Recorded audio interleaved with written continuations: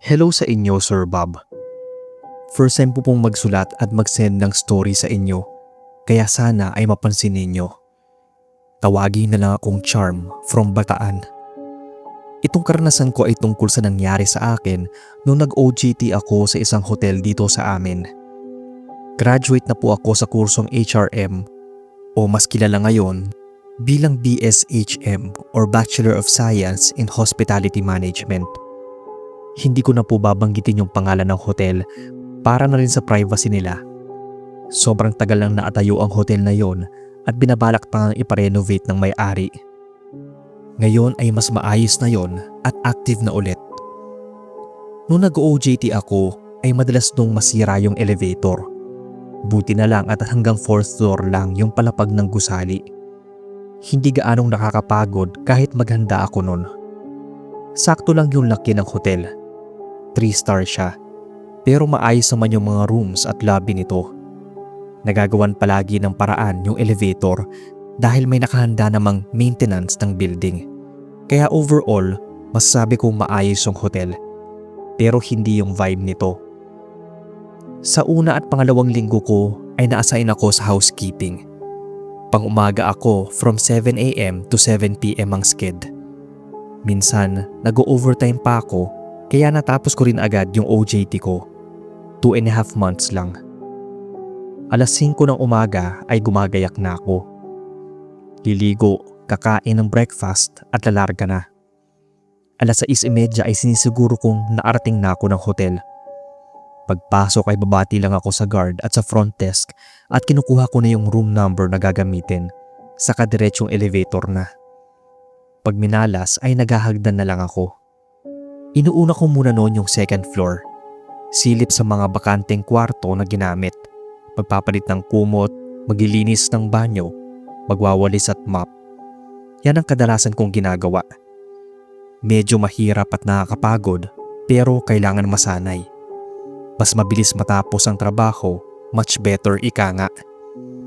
Ang bilis lang lumipas ng oras noon at hindi ko na malayang gabi na, uwian na. Pero may isang room noon na pinakiusapan sa aking linisan. Sa 3rd floor yon, pero hindi ko sure yung room number, kung 314 o 317. Nakalimutan ko kasi. Basta isa dyan sa mga room na yan kung saan nangyari yung unang nakakatakot na karanasan. Habang nagpapalit ako ng mga bedsheets, blanket at pillowcase, nagulat ako nang biglang mag-flush yung toilet. Bigla akong napatayo at napalinga. Sabay silip sa CR. Wala namang ibang tao. Hindi ko na lang pinansin dahil baka nasa ibang room lang yon. Nang palabas na ako ng room na yon para ilagay sa laundry yung mga gamit na bedsheet at kumot, bigla na namang may nag-flush at hindi lang yon. Parang padabog na sinara yung pinto. Narinig ko na nanggaling talaga yun sa room na nilinisan ko. Napaatras ako para i-check yung katabing room na mas nauna. Bumukas yun. Ibig sabihin, walang nag-check-in doon. Naglakad ako sa kabilang room na kasunod nito. Pagpihit ko ng doorknob, bumukas ulit. Ibig sabihin ay wala ring tao doon. Kaya napaisip ako kung saan nagpa-flush yung toilet at bumabagsak na pinto. Medyo may kilabot na akong naramdaman noon. Pero dinedma ko na lang kasi gusto ko nang matapos yung ginagawa ko. Pagbalik ko sa room ay may bitbit na akong walis at mop na nakalimutan kong dalhin.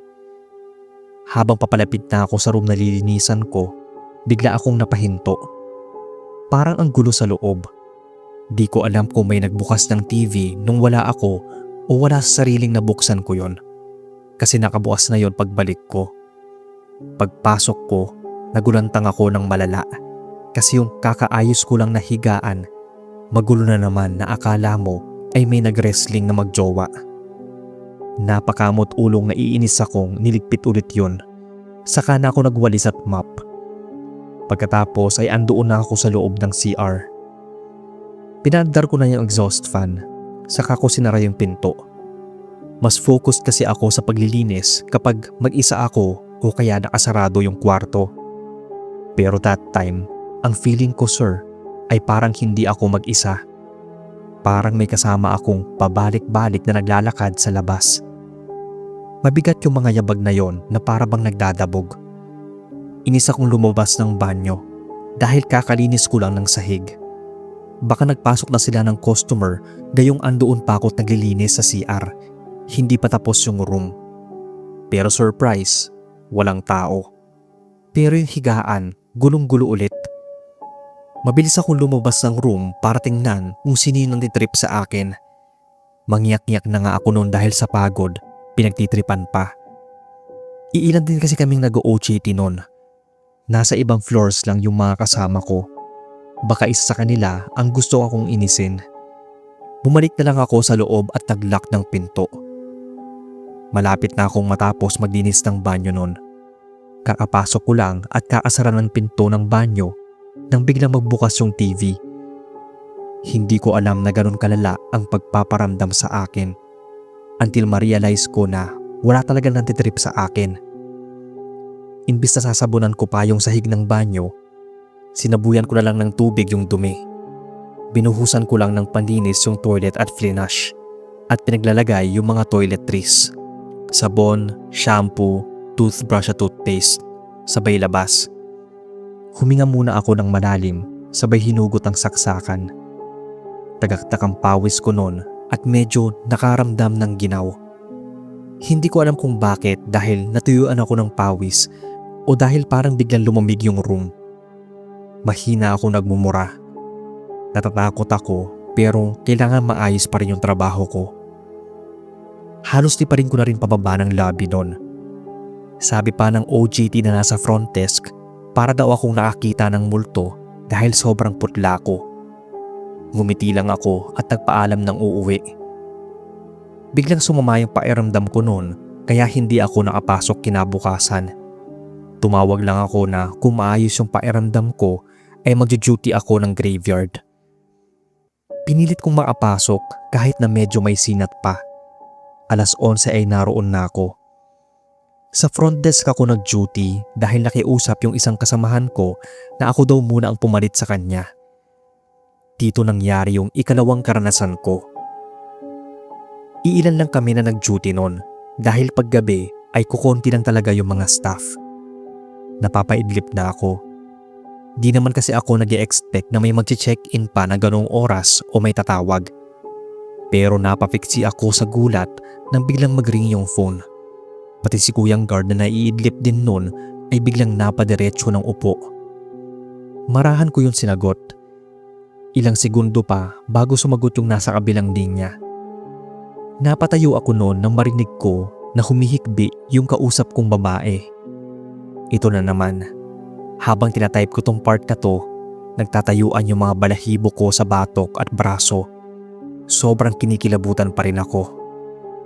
I swear, narinig ko talaga yung sabi niya na, "Miss, tulungan mo ko. Hindi ko na kaya." Umiiyak na parang paos yung boses niya, tapos ang lalim. Sabay putol na ng linya. Hello pa ako ng hello nun. Hindi ko na natanong yung room number pero buti na lang at may caller ID sa phone. Agad kong nalaman kung saang room yung tumawag. Chinek ko yung logbook. Vacant room yon na may tumawag. So naguluhan ako. Palipat-lipat yung tingin ko sa telepono at logbook kaya nag-return call ako. Alam niyo ba kung ano yung narinig ko sa kabilang linya nang may umangat na receiver? Mabilis at malalim na paghinga. Sunod-sunod yon na para bang mapupugtuan na.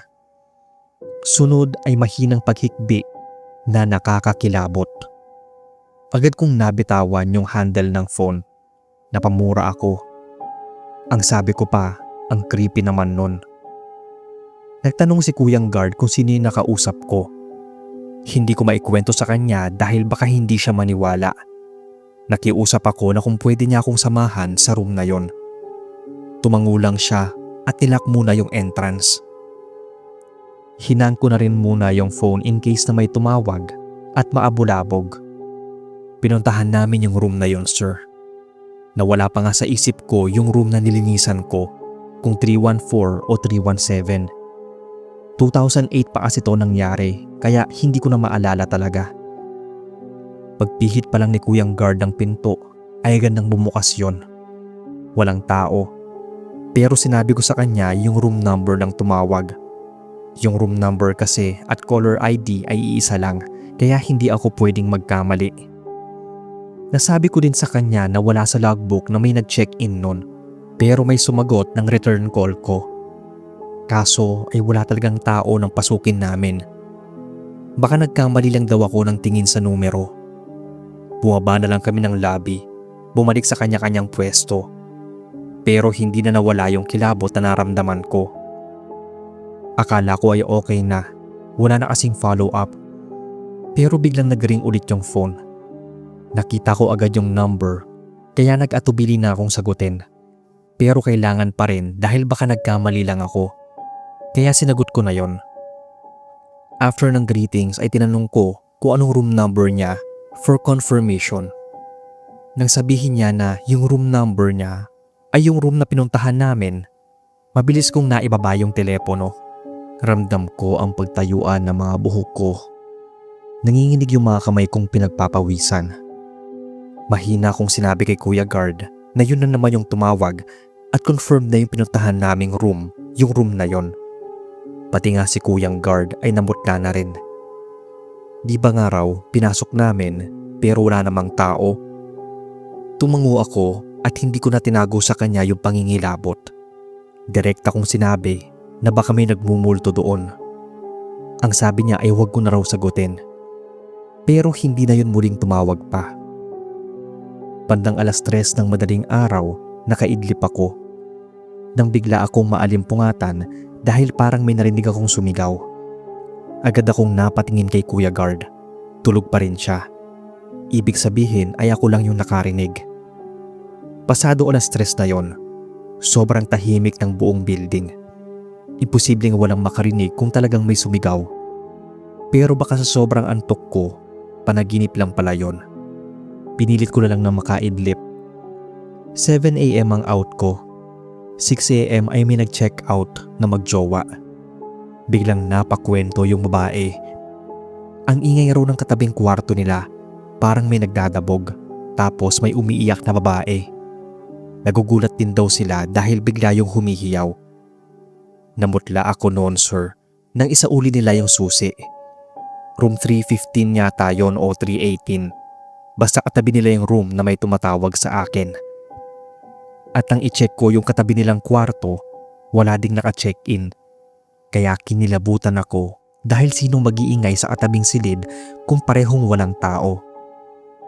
Nakumpirma kong may nagmumulto talaga sa mga rooms na yon. Simula nun, habang nag-duty ako ng housekeeping, ay iniiwasan kong mapapunta sa rooms na yon. Laking pasalamat ko rin na nung magti 3 weeks na ako ay nalipat ako sa food and beverages. At nung matapos ko ang 2 months ay front desk naman ako, pero pang umaga naman yung duty. Habang nagla-lunch ako, muli kong nakausap si Kuyang Guard. May ikukwento daw siya sa akin tungkol sa room na yon. Wala kaming pinagsabihan noon dahil baka matakot din yung ibang nag-OJT na pumasok. Mukhang sa akin lang naman yung nagparamdam o maaaring sa ibang customers. Ang kwento ni Kuya Guard, hindi pa raw siya gwardya sa hotel na yon ay may nangyari na sa room na yon. Dating guard din daw yung nagkwento sa kanya. May isang babae na nag-check-in doon sa kwarto na yon. Sabi ay panaitawag daw ito sa front desk pero puputulin din agad yung tawag. Wala pang caller ID yung phone nung mga time na yon. Nang sumagot daw ito ay parang binaliwala lang ng sumagot. Parang humihingi raw yata ng tulong o nagtatanong kung anong gagawin niya. Nagsasabi ng problema. Pero binaliwala lang daw. Yun pala ay sobrang depressed na yon at yun lang daw yung last option niya. Ang may makausap na hindi kakilala. Nagtaka daw sila na ilang beses na itong tinatawagan dahil oras na ng check-out nito. Pero hindi ito sumasagot. Hindi rin ito nag-check out. Kaya pinuntahan na nila yung room. Doon nila nakita na nakasabit na pala ito sa ceiling ng banyo gamit ang lubid. Kinilabutan ako sa narinig ko. Nauso pa naman talaga noon ang pagbibigti kapag bagsak sa exam o di kaya ay bigo sa pag-ibig. Hindi lang ako maapaniwala na nagparamdam sa akin yung nagmumulto sa room na yon. Pinagbutihan ko na lang yung sarili ko para ma-graduate at maging maayos ang buhay. Never muna ako nagjowa o nagkaroon ng distraction. Sa ngayon ay nasa ibang bansa na ako at may sarili ng pamilya. Mas sabi kong gumanda-ganda naman yung buhay ko pati na yung pamilya ko kahit papaano.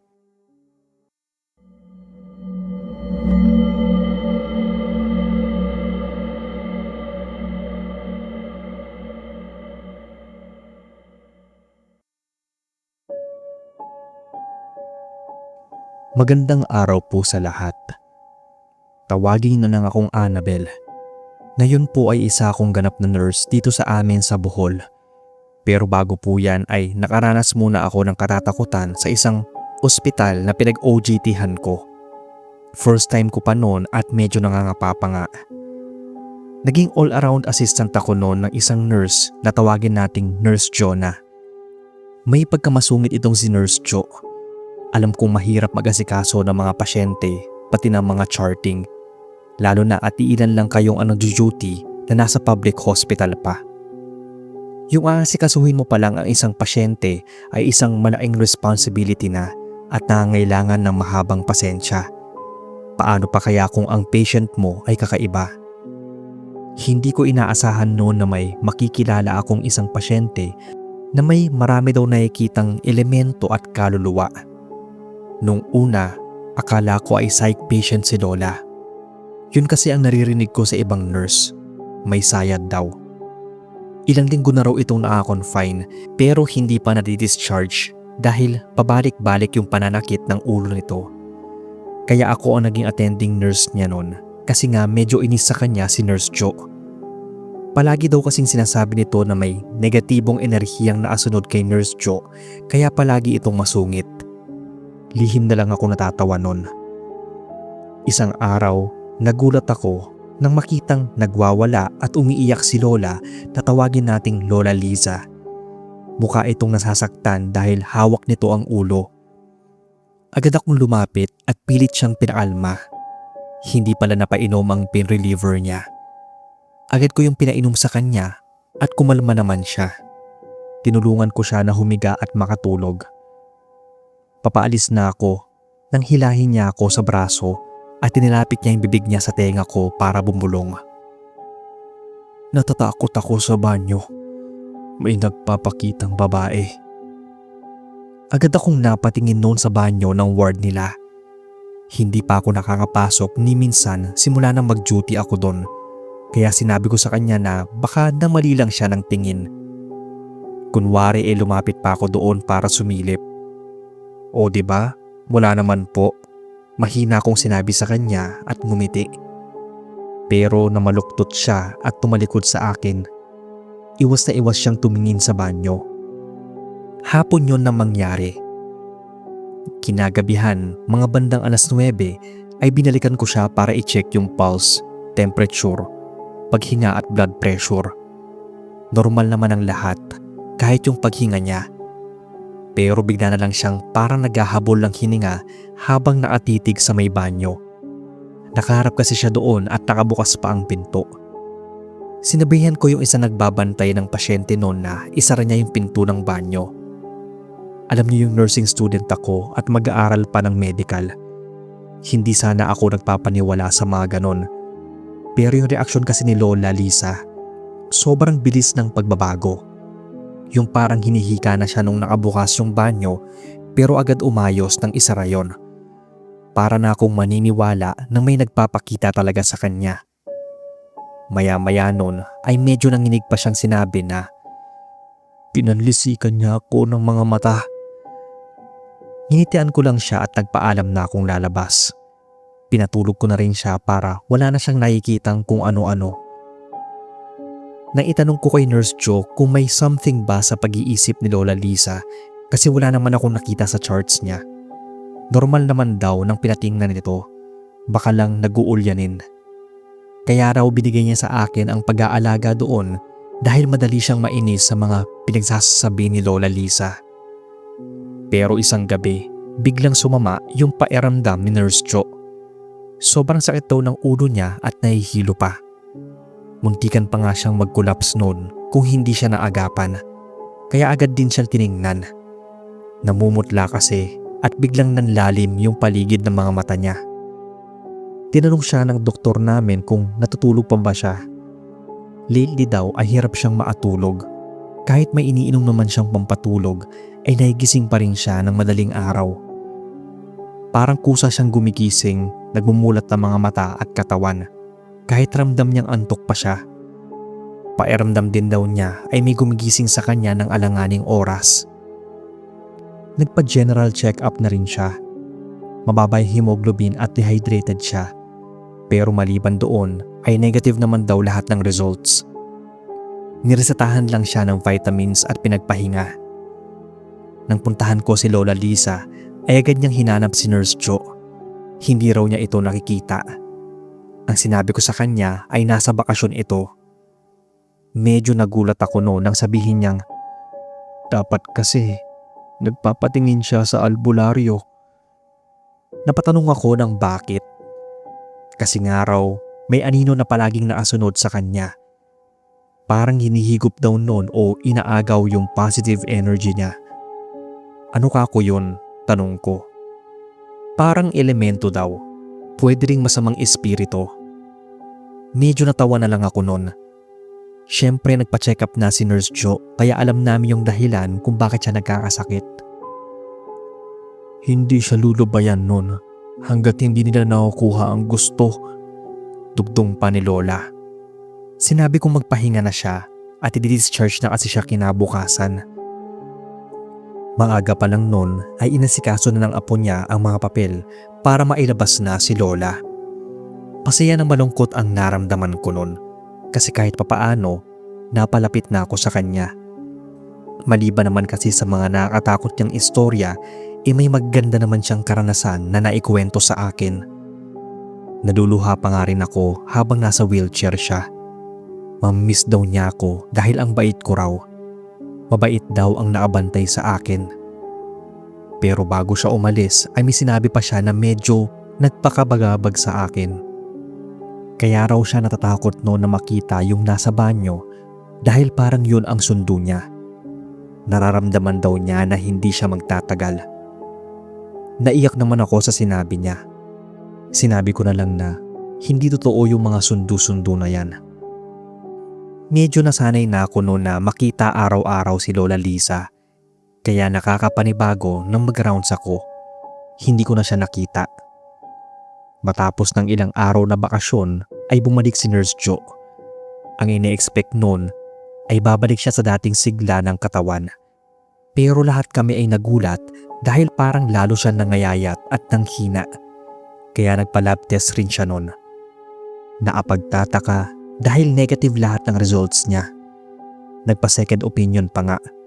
Pero healthy at maayos daw ang organs niya. Walang makitang sakit sa kanya maliban sa sinasabi niyang migraine at kulang sa tulog. Bigla kong naalala yung sinabi ni Lola Lisa. Baka nga totoo at makatulong kay Nurse Jo. Kaya sinubukan ko siyang kausapin ng personal. Medyo ilag pa nga ako noon dahil may katarayan siya. Pero that time nang kinausap ko siya tungkol sa sinabi ni Lola Lisa, mahinahon lang niya sinabi na susubukan niya magpatingin sa isang albularyo. Sinabihan ko nga siya na kung kailangan niya ng kasama, pwede ko siyang samahan. Pero nagpunta siya doon ng mag-isa. Siguro dahil medyo nahihiya din siya na may makaalam kung ano ba ang pinagkakaganon niya. Na-extend yung bakasyon niya, mga 2 weeks. After 2 weeks ay bumalik siya at ang laki na ng pinagbago niya. Medyo tumaba na rin siya at naging maaliwalas ang muka. Agad niya akong nilapitan noon at nagpasalamat. Niyakap pa nga.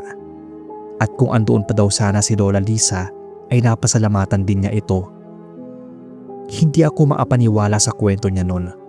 Totoo daw yung nakikita ni Lola Lisa. May anino nga raw na sumusunod sa kanya. Kasi daw may bumabarang sa kanya at isang masamang elemento ang naasunod sa kanya. Hindi ako makapaniwala dahil mostly sa palabas lang ang may ganon. Pero totoo pala ang black magic o yung mga kulam at barang. Hindi lang daw pala insekto ang nauutusan, kundi elemento o espiritu. Hindi raw mapalagay noon si Nurse Jo na hindi napapasalamatan si Lola Lisa, kaya hinanap namin yung address niya. Kahit nga ako noon ay namimiss ko yung matanda. Pero isang masamang balita ang sinalubong sa amin ng apo niya. Mahigit 1 linggo daw buhat nang nailabas siya sa ospital ay binawian na ng buhay si Lola. Bigla na lang daw itong nahimatay at hindi na nagising pa. Kaya hindi ko makakalimutan itong alaala ng OJT ko. At kung saan man ako ngayon ay dahil din yon sa naging karanasan ko. Mas hinahabaan ko pa yung pasensya ko ngayon, lalo na sa matatandang pasyente katulad ni Lola Lisa. Hanggang dito na lang sir ang story ko. Dahil nga rin kay Lola Lisa ay napaniwala na ako na misteryoso at mahiwaga talaga ang buhay bukod pa sa nakikita ng mga mata natin. Kaya ito, ilang taon nyo na rin akong silent listener since the pandemic.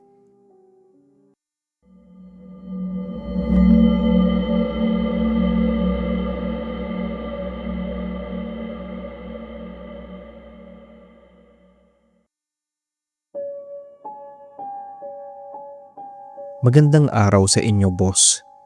Itago niyo na lang ako sa pangalang Ryan, taga Santa Mesa, Manila. Itong karanasan ko ay nangyari nung nag-OJT ako sa isang project ng kilalang architect sa university na pinasukan ko. Mahilig nga po pala ako sa mga horror stories, kaya nang makita ko itong channel nyo, non-stop na rin ako nakikinig every time na may uploads kayo. Pinaglaanan ko rin talaga ng oras para mabuo itong kwento ko. Sayang din kasi kung hindi ko i-share. Isang 6-story condominium mo yung project na ito ng architect namin na pangalanan nating Angelito. Nasa early 50s pa lang itong si architect. Medyo malaki yung katawan niya, matikas maglakad pero makulit. Kaya hindi naging boring ang pagpasok ko noon sa site nila ng 2 buwan. Pero ang natira kong mga oras noon, hindi ko alam.